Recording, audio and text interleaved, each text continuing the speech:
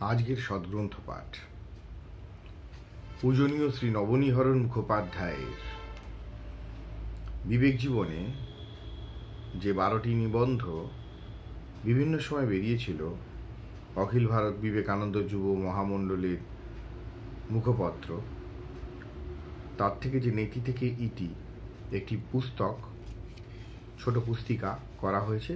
তার নিবন্ধের শীর্ষক মরচে পড়ে শেষ হওয়া নয়।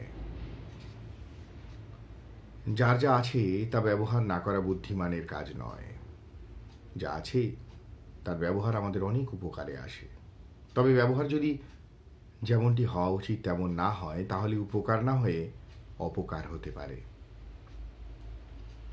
তাই যা কিছু আছে তার যথোপযুক্ত ব্যবহার হওয়া প্রয়োজন। তেমন ব্যবহার নিশ্চিত হয় যদি বিচার আমাদের কাজকে নিয়ন্ত্রণ করে। উপযুক্ত সময়েরও একটা মূল্য আছে এ ব্যাপারে। উপযুক্ত সময় ব্যবহার না করলে যা আছে তার যখন তখন ব্যবহার করলে অনেক সময় কুফল ফলে, লাভ হওয়া তো দূরের কথা।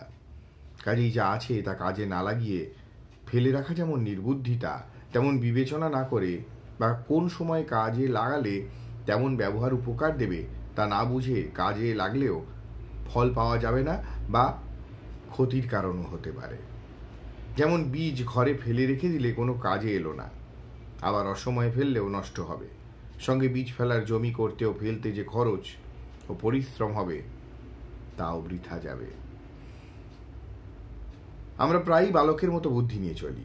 কত রকম খেলার জিনিস চারদিকে আছে, কখন কোনটা নিয়ে খেলতে ইচ্ছা হয়, কখনো খেলায় মন যায় না, এইটা ওটা খেয়াল বসেনি, কখনো হঠাৎ একটা ফেলে আর একটা কিছু নেই, যখন তাও ভালো লাগে না সেটা ফেলে একটা তৃতীয় কিছু নেই, এইভাবে চলি। যখন একটু বুদ্ধি হয় দেখি খেলার কোনো লক্ষ্য নেই, কাজেই একটা কিছুর জন্য কিছু করতে ইচ্ছে হয়। একেই যথার্থ কাজ বলে।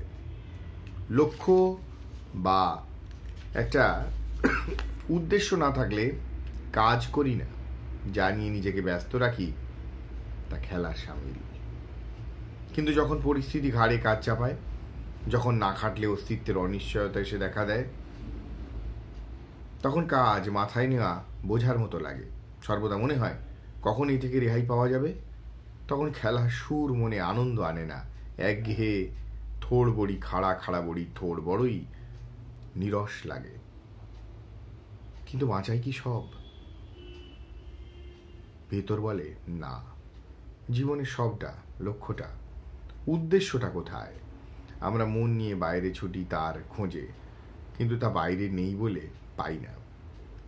ভেতরে খুঁজলে পাওয়া যায়। অন্তরের অন্তঃস্থলে লুকিয়ে আছে জীবনের সব, বলতে যা বোঝায় তা।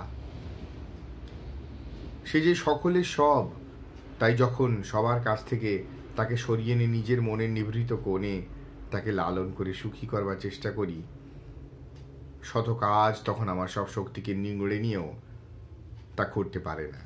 আসে ক্লান্তি, হতাশা, নিরানন্দ। আমরা জানি না আমাদের সব পাওয়া, সব সার্থকতা, জীবনের অজানা অনাবিষ্কৃত লক্ষ্য আমার ভিতরে সত্তায়, অন্তরাত্মায় গুমরে মরছে।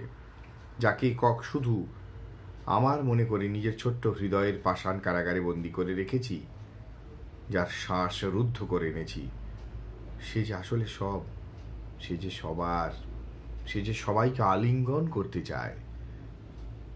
তার বিরাট প্রাণ যে একের ভালোবাসায় তৃপ্ত নয়, সে যে বের হতে চায়, তা যে বুঝিনি। তাকে জগতে মুক্ত করে দিতে পারলে যে নিজে মুক্তির স্বাদ পাই, তা যে বুঝিনি। তাই বন্দি আত্মার সুখের জন্য বাইরে নানা উপকরণ সংগ্রহের সংগ্রাম আমার জন্য এনেছে শুধু ক্লান্তি, হতাশা আর নিরানন্দ। যাকে আমি বলে মনে করি আমার দেহ, আমার মন, আমার সুখ, আমার ভোগ, তাতে আমার সার্থকতা কই? আমি যে আসলে আমার ভেতরের সেই সত্তাটা, যাকে বন্দি করে রেখেছি সকলের অলক্ষ্যে, নিদারুণ একাকিত্বে। তাই নিরানন্দ, তাই জীবন সংগ্রাম পাথরের মতো মাথায় চেপে আছে। তবু না জেনেও সেই আনন্দের খোঁজেই কত কি না করে চলেছি। আমরা সব কিছু ব্যবহার করছি সুখের খোঁজে, জীবনের সার্থকতার সন্ধানে নয়। তা ঠিক ব্যবহার নয়।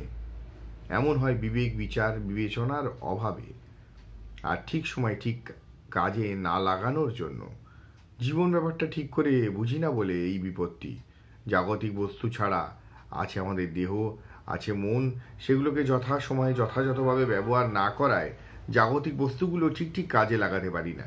আর ভুলে যাই জগতের অন্য বস্তু ছাড়া অন্য মানুষ আছে, তাদেরও দেহ আছে, মন আছে, তারাও আমার মতোই কাজ করে, চিন্তা করে, জগতের বস্তু নিয়ে নাড়াচাড়া করে, আমাদেরও ব্যবহার করতে চায় তাদের আশু উদ্দেশ্য সিদ্ধির জন্য।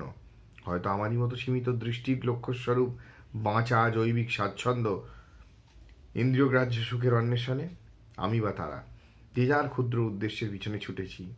অন্যের কি হলো কারুরই ভাবনায় নেই। প্রত্যেকেই একটা হৃদয়হীন প্রতিযোগিতায় মত্ত, চেষ্টা কে বাঁচার লড়াইয়ে যোগ্যতম হয়ে বেঁচে থাকবে। যদি বুঝতাম দেহের দাম আছে, মনের কাজ আছে, কিন্তু তাদের আসল কাজ দেহ মনের অতিরিক্ত আমাদের যে সত্তাটি আছে, এই জীবনের চলার পথে তাকে ধরে থাকা আর যত্ন নেওয়াই দেহ মনের আসল কাজ। যদি বুঝতাম জীবনের সার্থকতা সেই সত্তারই সার্থকতা, দেহের নয়, মনেরও নয়, আর তার সে সার্থকতা হচ্ছে ব্যক্তির হৃদয়ের বদ্ধাবস্থা থেকে বেরিয়ে এসে ছড়িয়ে পড়া, অনেক সত্তার সঙ্গে মিশে গিয়ে সার্বিক সত্তায় পরিণত হয়ে সারা জগৎকে পরিব্যাপ্ত করে সমস্ত গণ্ডির সীমাকে অতিক্রম করে ভূমা হয়ে ওঠা। তাহলে আমরা চেষ্টা করতাম এবং যথাসময়ে চেষ্টা করতাম শিখতে আমাদের দেহ মনকে কীভাবে ব্যবহার করতে হয়, যাতে আমাদের দক্ষতা বাড়ে, বিবেচনা বাড়ে, কী করে জাগতিক বস্তুর ব্যবহার করতে হয়, যাতে আমাদের সব শ্রমই জীবনের সার্থকতা লাভের চেষ্টায় রূপান্তরিত হয়। এমন হলে প্রতিযোগিতার স্থান নেবে সহযোগিতা, এবং সব কাজের উদ্দেশ্যই শুধু বাঁচার উদ্দেশ্য হবে না, জীবনের সার্থকতার সহায়ক হবে। এর সঙ্গে দেখা দেবে একটা সার্বজনিক উদ্দেশ্য বা লক্ষ্য, যা সকলের জীবনের সার্থকতার জন্য একসঙ্গে কাজ করতে উৎসাহিত করবে মানুষকে। পদার্থবিদের হৃদয়হীন লক্ষ কোটি বস্তুকণার উদ্দেশ্যবিহীন উন্মত্ত নিত্য নৃত্যের মতো অর্থহীন ব্যস্ততায় মানুষের মহামূল্য জীবনকে পঙ্গু না করে রেখে এ যদি পারি, তবে দিন যাপনের যন্ত্রণার অবসান হবে, একটা উদ্দেশ্যে কাজ করতে পারবো, কর্মে ক্লান্তি আসবে না, ক্রমশ সার্থকতার নৈকট্য শক্তি যোগান দিতে থাকবে। তখন সব কাজই খেলার মতো আনন্দদায়ক। তখন আমরা জীবন খেলা ঠিক ঠিক খেলতে পারবো, জীবন যুদ্ধের বিজয়টিকা কপালে পড়তে পারবো। নিদ্রা, আলস্য, প্রমাদ আমাদের মোহগ্রস্ত করে রেখেছে। মরচে পড়ে শেষ হওয়ার চেয়ে ক্ষয়ে শেষ হওয়া ভালো। যতক্ষণ খাদ আছে, ঘষে গেলে খাঁটি সোনা বের হবে, তাতে আর জগতের কলুষিতা হাওয়া লেগে মরচে লাগে না। খাঁটি সোনা হওয়াই জীবনের উদ্দেশ্য।